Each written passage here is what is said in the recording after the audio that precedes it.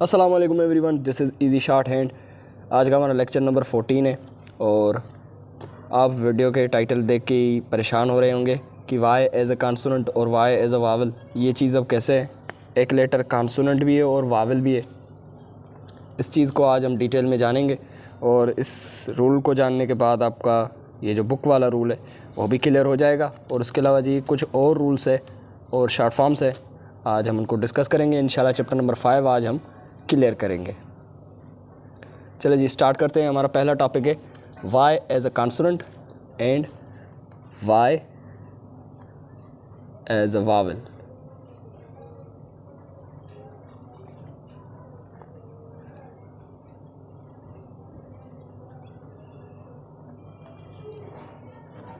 चलिए जी, Y as a consonant और वाई एज अ वावल। अब वाई कैसे कॉन्सोनेंट है और कैसे वावल है और एक लेटर दोनों कैसे बन सकते हैं वो आज हम जानेंगे। मैं आपको बता दूं कि ये सारा जो खेल है वो है साउंड का। वाई के साउंड के ऊपर डिपेंड करती है कि कब वो वावल बनेगी, कब वो कॉन्सोनेंट बनेगी। अब दो साउंड है वाई के। एक जो साउंड है वो डबल ई का साउंड है जो हमने वावल पढ़ा था, जिसको रिप्रेजेंट करते हैं हैवी डॉट से। और वाई एज अ कॉन्सोनेंट तभी बनती है जब वो साउंड निकालती है ये का साउंड निकाले। जैसे अल्फाज बन जाएगा हमारा येलो, यॉक, यूथ, यूज़। इस तरह के जो हमारे अल्फाज है जो ये से शुरू होते हैं उनमें हम वाई की स्ट्रोक लगाएंगे, जबकि वाई डबल ई का साउंड निकालेगी।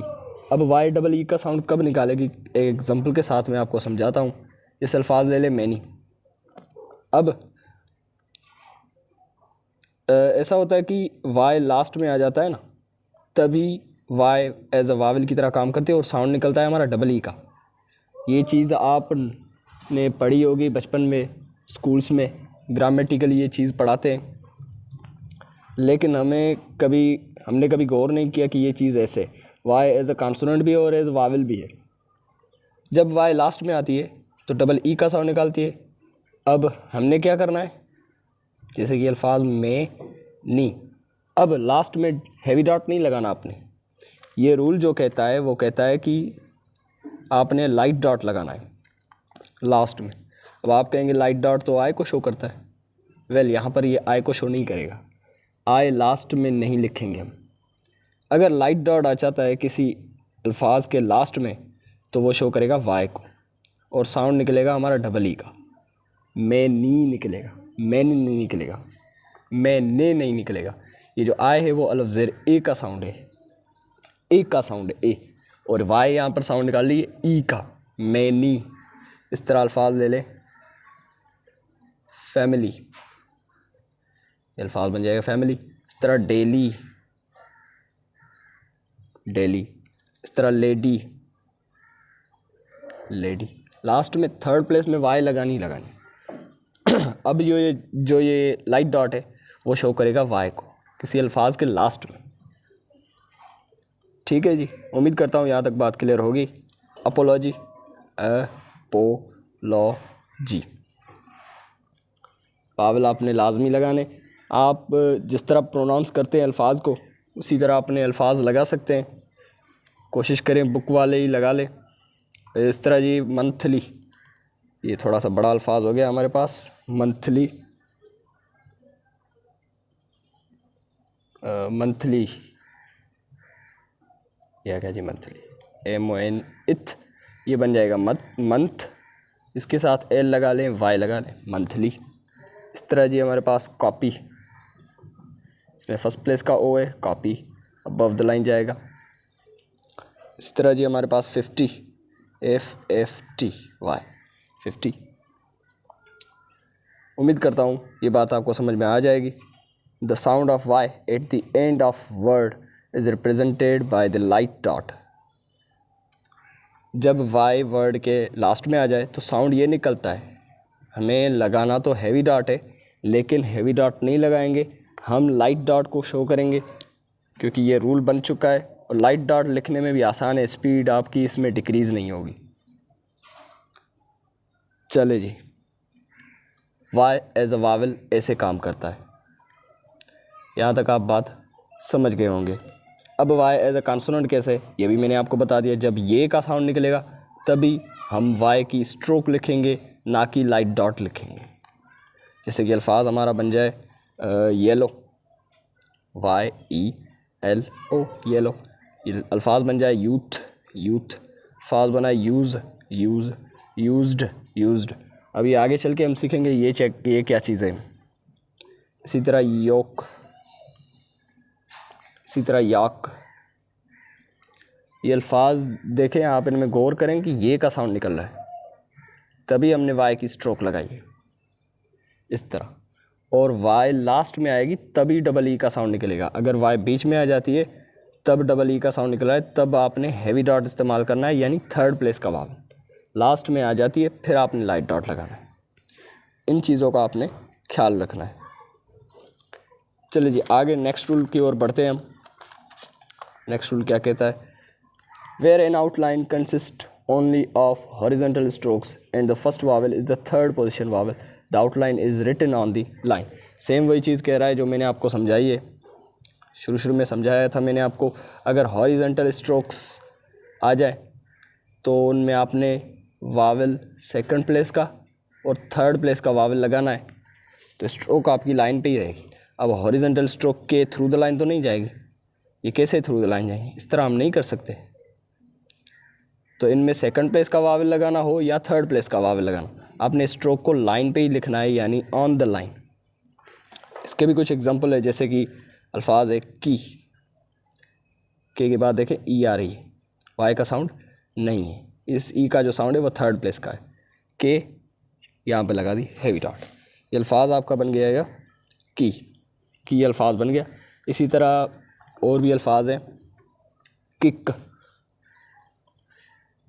के ये दूसरी के बाद आए और इस के से पहले आए, के आए के, ये अल्फाज आपका बन जाएगा किक। सी का साउंड नहीं है इसमें, सी हमने नहीं लगाया। इसी तरह जी ये हमारे पास कुक, के ये दूसरी के, जहाँ पर आई लगा थी वहाँ पर हमने ओ लगा लिया, कुक बन जाएगा। इस तरह किंग, के और यहाँ पर नग लगा ले और यहाँ पे आई लगा, KING, किंग। इसके अलावा जी हमारे पास है इंक, ये अल्फाज बन जाएगा इंक। इसमें आए ऊपर जा रही है, NM, ये भी थ्रू द लाइन नहीं जा सकती। ये आप इजीली यहाँ पर तो थ्रू द लाइन लिख पाएंगे, लेकिन जल्दी में हम नहीं लिख पाएंगे। एक साइड हम ऊपर कर लेंगे, एक साइड नीचे कर लेंगे, फिर हम खुद ही कंफ्यूज हो जाएंगे। इसीलिए हॉरिजॉन्टल स्ट्रोक से जो अल्फाज बनते हैं उनको आपने लाइन पे ही रहने देना है, जब सेकंड प्लेस वावल लगे और थर्ड प्लेस वावल लगे। अगर फर्स्ट प्लेस का वावल आ जाता है तो हमने अबव द लाइन लिखना है। चले जी, यहाँ तक बात क्लियर होगी। उम्मीद करता हूँ आपको ये रूल आसान लग रहे होंगे और समझ में आ रहे होंगे। अब जी क्या कहता है, drop the I vowel in the termination इंग। अभी आसान सी चीज़ मैं आपको समझाता हूँ। कह रहा है किसी भी अल्फाज के लास्ट में अगर आप नग लगा लेते हैं, अगर आप नग लगा लेते हैं तो वो आपका ING फॉर्म बन जाएगा। यानी एज अ शॉर्ट फॉर्म हम कह सकते हैं कि नग अगर अल्फाज किसी अल्फाज के लास्ट में आ जाए तो वो इंग का साउंड निकालेगा। इंग फॉर्म, वर्ब का इंग फॉर्म होता है। जैसे कि अल्फाज ले ले हम, मेक, लास्ट में आपने क्या करना है, नग लगा लेना है, ये अल्फाज बन जाएगा मेकिंग। इस तरह टेकिंग, इस तरह शेकिंग, इस तरह लिविंग, इसमें ए आएगा शेकिंग। यहाँ पर आई नहीं लगानी, कह रहा है ड्रॉप दी आई, आपने आई को ड्रॉप करना है। बस आपने नग लगा लिया किसी वर्ब के लास्ट में तो ये इंग फॉर्म बन जाएगा। इस तरह लिविंग, LIV, यहाँ पर आई नहीं लगानी, ड्रॉप कर देनी है, नग लगा लिया आपने, इंग आपका बन जाएगा। इस तरह MAK, यहाँ पर आई नहीं लगानी, मेकिंग बन जाएगा। टी के बाद ए, टेकिंग। उम्मीद करता हूँ ये रूल आपको समझ में आ रहे होंगे। इस तरह मेलिंग है, टाकिंग है, वाशिंग। ये आ लग जाएगा, वा श, यहाँ पर आय नहीं लगाने, अल्फाज बन जाएगा वाशिंग। चलिए जी, सारे रूल हमारे हो गए क्लियर। अगर आपको कोई अल्फाज अभी भी डिफ़िकल्ट लग रहा है तो आप मुझे कमेंट कर सकते हैं, मैं आपको उसकी आउटलाइन समझा दूंगा। अब जी हमारे पास है शॉर्ट फॉर्म्स।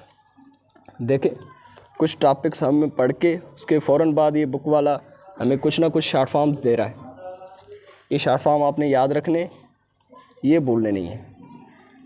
याद रखें, आपकी शॉर्ट एंड तभी पक्की होगी, तभी आप उसमें माहिर होंगे जब आपकी दो चीज़ें पक्की होगी, एक वावल्स, दूसरी शॉर्ट फॉर्म्स। इन दोनों चीज़ों को आपने क्लियर रखना है अपने अंदर, समझे कि याद रखने। इनको याद रखने का आसान तरीका है, आपने इनको एक्सरसाइज वगैरह में यूज़ करना है और ज़्यादा से ज़्यादा प्रैक्टिस करनी है। पहला शॉर्ट फॉर्म है हमारे पास जी डिफरेंट। डी अगर आप थ्रू द लाइन लिखते हैं तो अल्फाज बन जाएगा डिफरेंट। और डिफरेंस भी बन सकता है। अगर डिफरेंट और डिफरेंस में फ़र्क करना है तो आपने सिंपल लास्ट में एस लगा लेनी है, सर्किल लगा लेना है, तभी आप डिफरेंस पढ़ेंगे। और जब आप सिंपल लिखेंगे तो आप डिफरेंट पढ़ेंगे। अगर कन्फ्यूज़न होती है दोनों में तब आप ये लगा सकते हैं, अदरवाइज़ नहीं हो रही तो आप सिंपली एक आउटलाइन से दो अल्फाज को शो कर सकते हैं। इसके अलावा जी श लाइन पे लिखेंगे तो विश, WISH विश। इस तरह जी पी को थ्रू द लाइन लिखेंगे तो ये अल्फाज बन जाएगा पुट, और बी को थ्रू द लाइन लिखेंगे तो ये अल्फाज बन जाएगा टू बी, अल्फाज बन जाएगा टू बी। इस तरह जी ओव, ये डी को हाफ करके आपने अबव द लाइन लिखा तो ये अल्फाज बन जाएगा ओव। इस तरह जी के को अबव द लाइन लिखेंगे तो ये अल्फाज कैन बन जाएगा। देखिए लाइन का फ़र्क पड़ रहा है, अबव द लाइन कैन बन रहा है, लाइन पे कम बन रहा था। जी अबव द लाइन गो बनेगा, लाइन पे तो गिव बनेगा। जे को आपने अबव द लाइन हाफ करना है तो ये अल्फाज बन जाएगा ऑट। अब आपने लिखना है ऑट टू बी, तो आप इसको मिला के लिख सकते हैं, आगे ये एक्सरसाइज में आ सकता है आपके पास, ऑट टू बी। इसके बाद ये इन और any, an above the line तो ये इन और एनी दोनों को शो करेगा। अगर इन और एनी में फ़र्क करना है तो आपने एन के बाद वाई लगा ली तो ये एनी को शो करेगा, वाई नहीं लगा रहे तो ये इन को शो करेगा। अगर कन्फ्यूजन होती है तो, अदरवाइज़ आपने छोड़ देना है। इसके बाद ये शॉर्ट फॉर्म डेरिवेटर्स। ये चीज़ क्या है, शॉर्ट फॉर्म के साथ भी आप इंग लगा सकते हैं, जैसे बी के साथ इंग लगा लें तो ये अल्फाज बन जाएगा बीइंग। डू के साथ इंग लगा लें डूइंग। उसके बाद जी हैविंग, हैव के साथ इंग लगा लें हैविंग। उसके बाद जी गोइंग, गो के साथ इंग लगा लें गोइंग। ठीक है जी, और इसमें कुछ नहीं कह रहा, बस आप जो शॉर्ट फॉर्म्स हमारे वर्ब की फॉर्म में उनके साथ हम इंग लगा सकते हैं। ठीक है जी। अब जी आपके पास काम है एक्सरसाइज नंबर 10, 11 और 12। ये तीन एक्सरसाइज आपके पास आ गई। पहले आपने करनी है ऑन प्रैक्टिस, एक अल्फाज की आपने 2-3 पेज तो मश्क करनी है। उसके बाद जी आपने एक्सरसाइज पे उतरना है। पिछली एक्सरसाइज आपने क्लियर करनी है, शॉर्ट एंड को देख के लॉन्ग एंड करनी है और लॉन्ग एंड को देख के शॉर्ट एंड करनी है। चैप्टर नंबर 5 हो गया हमारा कंप्लीट। इंशाल्लाह नेक्स्ट लेक्चर में हम चैप्टर नंबर 6 पढ़ेंगे, जिसमें आर को लिखना सीखेंगे और इसके कुछ रूल्स और रेगुलेशंस को पढ़ेंगे। मिलता हूँ मैं आपको एक अगली वीडियो में, तब तक के लिए मुझे इजाज़त दीजिए। वीडियो पसंद आने की सूरत में आपने वीडियो को लाइक और शेयर लाजमी करना है। चैनल पे नए हैं तो चैनल को सब्सक्राइब कर लें। अल्लाह हाफ़िज़।